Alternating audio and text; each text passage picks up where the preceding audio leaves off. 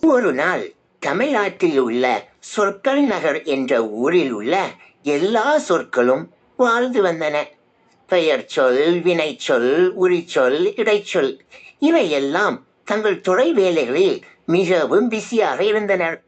ஆனால் ஒரு பிரச்சனை இருந்தது. அந்த ஊரில் வாக்கியங்கள் எப்போதும் குழப்பமாகவே இருந்தன. நான் போகிறேன் என்று சொன்னவுடன் அவள் பாடுகிறாள் என பிரிந்துவிடும். எந்த சொற்றொடரும் ஒன்றோடொன்று சேர விரும்பவில்லை. அப்போது அங்கு ஒரு புதிய சொல் வந்தது. அவனுடைய பெயர் இணைப்பு சொல். என்ன சொல்லுங்க? இணைப்பு சொல். இப்போ அவன் சொன்னா, நான் தான் உங்களை இணைப்பவன். உங்களை கூட்டி அழகான வாக்கியங்களை உருவாக்கலாம். பார்க்கலாமா? முதலில் அவன் மற்றும் என்ற சொல்லை அறிமுகப்படுத்தினான்.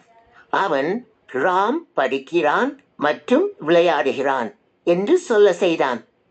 அப்போது வாக்கியம் அழகாக இணைந்தது. பின்னர் ஆனால் வந்தது. அவன் முயற்சித்தான், ஆனால் வெற்றியடையவில்லை. இப்படி சொன்னதும் கதையில் உணர்ச்சி வந்தது.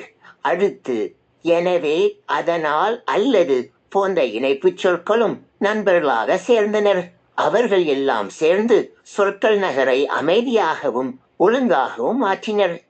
இறுதியில் எல்லா சொற்களும் கூறின, இணைப்புச் சொற்கள் இல்லை என்றால் எங்கள் வாழ்க்கையே துண்டாகிவிடும். அந்த நாளிலிருந்து இணைப்புச் சொற்கள் என்ற பெயர் இணைக்கும் நட்பின் அடையாளமாக திகழ்ந்தது.